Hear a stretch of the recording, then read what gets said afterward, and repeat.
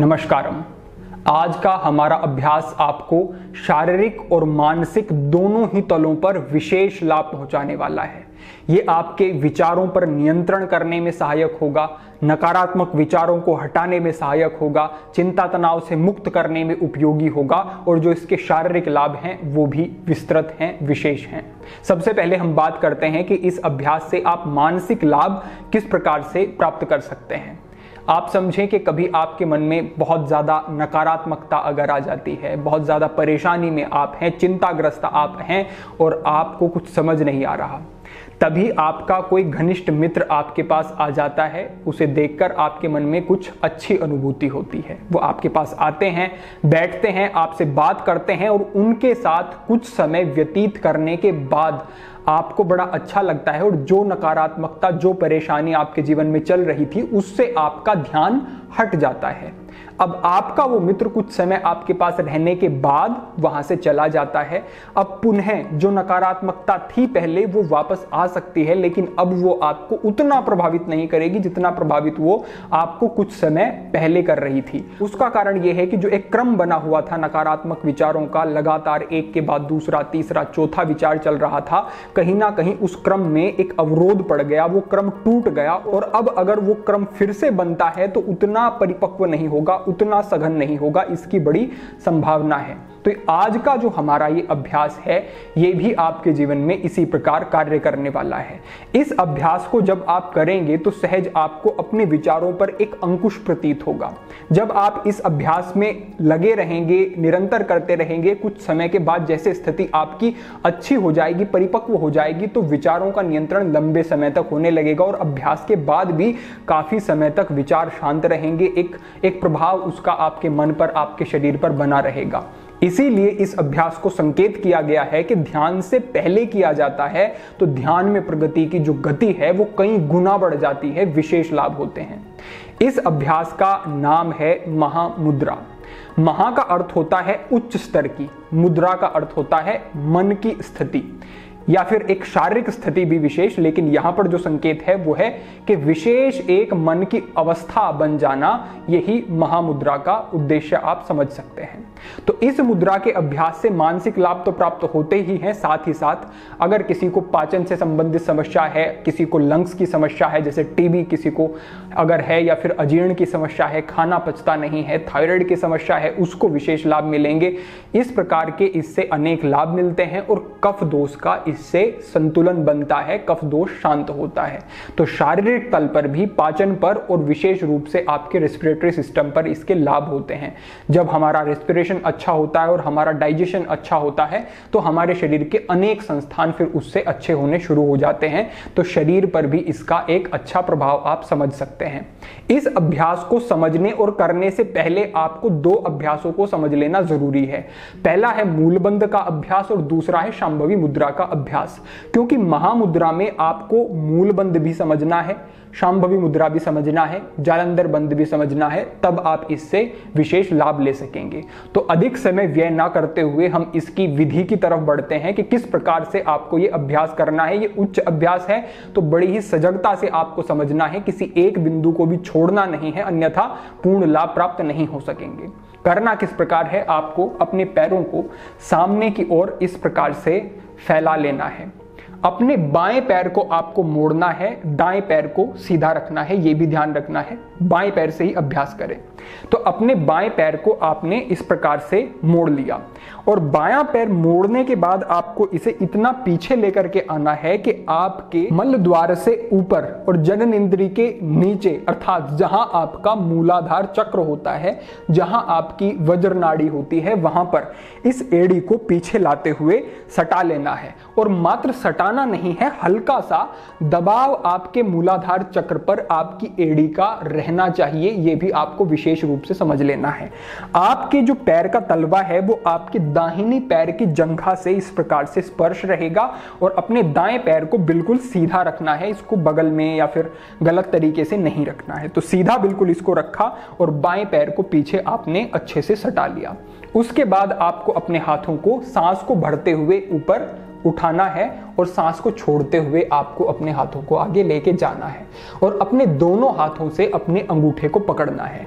लेकिन ध्यान ये रखना है कि जब आप आगे जाते हुए अपने दाएं पैर के अंगूठे को पकड़ रहे हैं तो वहां पर आपकी कमर ना मुड़े। अगर कमर मुड़ जाती है तो भी समझ लें कि ऊर्जा का जो गमन है, जो संचार है, वो ठीक प्रकार से हो नहीं पाएगा, लाभ नहीं होंगे, क्योंकि इसमें विशेष आपके चक्रों पर, 3 चक्रों पर विशेष आपके प्रभाव पड़ता है। कैसे आपको करना है वो भी आगे समझते हैं। तो सबसे पहले आपने समझा कि सांस भरते हुए हाथों को ऊपर उठाया, सांस छोड़ते हुए हाथों को नीचे लेके गए और यहां पर हमें रुकना है। यहां पर रुकने के बाद आपने मूल बंद लगा लिया।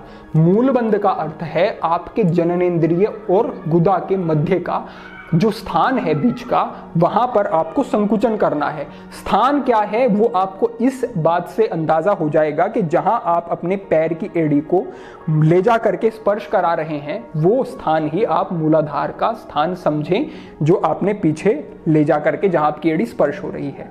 तो उस स्थान पर आपको एक संकुचन करना है। मूल बंद हुआ, आपने इसी प्रकार से यहां पर पकड़ा हुआ है। उसके बाद आपने सांस को बाहर छोड़ने के बाद बाहर ही रोक कर रखना है और अपनी गर्दन को नीचे ले जाते हुए इस प्रकार से इस स्थिति में जाना है। गर्दन को नीचे ले जाना अर्थात यहां पर मूल बंद के बाद आपने जालंधर बंद का अभ्यास किया, जालंधर बंद लगाया। जालंधर बंद लगाने के बाद, मूल बंद लगाने के बाद आपको शांभवी मुद्रा का यहां पर अभ्यास करना है। शांभवी मुद्रा क्या है? अपनी आंखों की पुतलियों को आपको भ्रूमध्य में केंद्रित करना है। दोनों भौहों के बीच में आपको अपनी आंखों को जैसे केंद्रित करके रखना है। तो ये आपका एक अभ्यास होगा।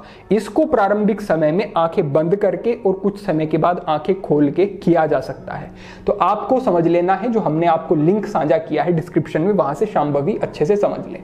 तो यहां से आपको इस प्रकार से अपने अंगूठों को पकड़ा, कमर को सीधा रखा, अपने सांस को पूरा बाहर छोड़ के बाहर ही रोक दिया, मूल बंद लगाया और उसके बाद जालंधर बंद लगाया और उसके बाद आपने शांभवी मुद्रा अर्थात अपनी दोनों भौहों के मध्य में अपनी आंखों को ले जाते हुए, सजगता को ले जाते हुए वहीं पर दृष्टि को भी केंद्रित किया और सजगता भी वहीं पर रखी।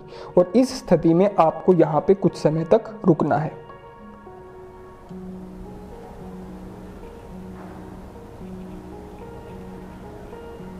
कुछ समय रुकने के बाद जब आप सांस को बाहर और अधिक नहीं रोक सकें तो आपको सांस को अंदर भरना है और वापस आ जाना है।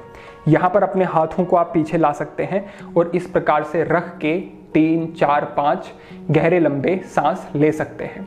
जो इसके बाद पुनः आप इस अभ्यास को करेंगे वो आपको सांस को अंदर लेके अभ्यास को कर लेना है।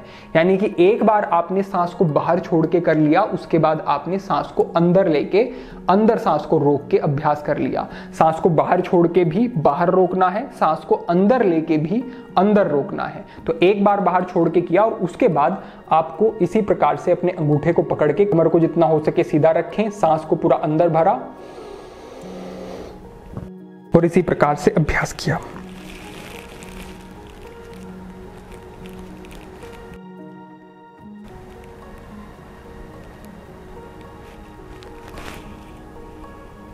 जब असहजता होने लगे, सांस और अधिक ना आप रोक सकें, तो फिर से सांस को पूरा बाहर छोड़ा और सांस को अंदर लिया। सामान्य कुछ श्वसन की क्रिया की आपने और फिर सामान्य स्थिति में कुछ समय रुकने के बाद फिर से आप ये अभ्यास कर सकते हैं। शुरुआत इस अभ्यास की बाएं पैर से करनी है और उसके बाद दाएं पैर से भी अभ्यास को किया जा सकता है। 3 बार आपने बाएं पैर से किया, 3 बार आप दाएं पैर से इस अभ्यास को कर सकते हैं। तो आपको अच्छे से समझ लेना है। पहला हमारा जो चरण हुआ उसमें हमने अपनी एड़ी को पीछे स्पर्श कराया। दूसरा आप समझें कि हमने अपने हाथों से अपने दाहिने पैर के अंगूठे को पहले पकड़ लिया। उसके बाद आपने मूल बंद लगाया, सांस को अंदर रोक के या फिर सांस को बाहर छोड़ के, जिस भी स्थिति में आप कर रहे हैं। और उसके बाद आपने जालंधर बंद और फिर शांभवी मुद्रा का ये अभ्यास किया। तो यहाँ पर ये एक संयुक्त अभ्यास हो जाता है और ये सभी अभ्यास उच्च अभ्यास हैं। इनका अलग अलग भी आप पहले अभ्यास कर सकते हैं और परिपक्व होने पर उन्हें महामुद्रा के साथ प्रयोग में ला सकते हैं। तो इस प्रकार से समझें। एक और विशेष बात का आपको ध्यान रखना है, आप जब महामुद्रा की स्थिति में रुके हुए हैं उस समय पर जब आप अभ्यास में हैं तो आपको मूलाधार चक्र, विशुद्धि चक्र और आज्ञा चक्र तक अपनी चेतना को ले जाना है, फिर नीचे लेके आना है। फिर मूलाधार चक्र, विशुद्धि चक्र, आज्ञा चक्र, फिर आज्ञा चक्र, विशुद्धि चक्र, मूलाधार चक्र। इस तरीके से चेतना का यानी कि अनुभव का, एक आंतरिक अनुभव आपका, इसका आपको संचालन करते रहना है, ऊपर से नीचे, नीचे से ऊपर। इस प्रकार से आपको सजगता को बनाए रखना है जब आप इस अभ्यास को कर रहे हैं। आप समझें कि इस अभ्यास को करने के लिए कई सारे अभ्यास संयुक्त रूप में प्रयोग आ रहे हैं, तो आपको समझ लेना है कि कोई त्रुटि ना हो, ठीक से इस अभ्यास को पुनः देखकर आप अच्छे से समझ लें। अगर आपका कोई भी प्रश्न होता है तो वो भी आप साझा कर सकते हैं। तो ये महामुद्रा का अभ्यास साधक के लिए, अभ्यासी के लिए परम हितकारी अभ्यास कहा गया है। इससे मानसिक नियंत्रण, विचारों पर अंकुश और अनेक लाभ व्यक्ति प्राप्त कर सकता है। शारीरिक और मानसिक लाभ हमने आपके साथ ये साझा किए। तो आप इस अभ्यास को अपने अभ्यास क्रम का हिस्सा बना सकते हैं, लेकिन साथ ही साथ जो हमने बताया कि आपको मूलबंध और शांभवी मुद्रा को अलग से आपको ठीक प्रकार समझ लेना होगा। उसके लिए आप पूर्व में किए गए मार्गदर्शन अवश्य देख लें और आगे बढ़ते हुए महामुद्रा से लाभ ले सकते हैं। आज के लिए आपके लिए यही मार्गदर्शन था। भविष्य में अन्य महत्वपूर्ण विषयों पर मार्गदर्शन होता रहेगा। सभी के लिए प्रार्थना, सभी के लिए मंगल कामना। आज के लिए इतना ही। ओम नमः शिवाय।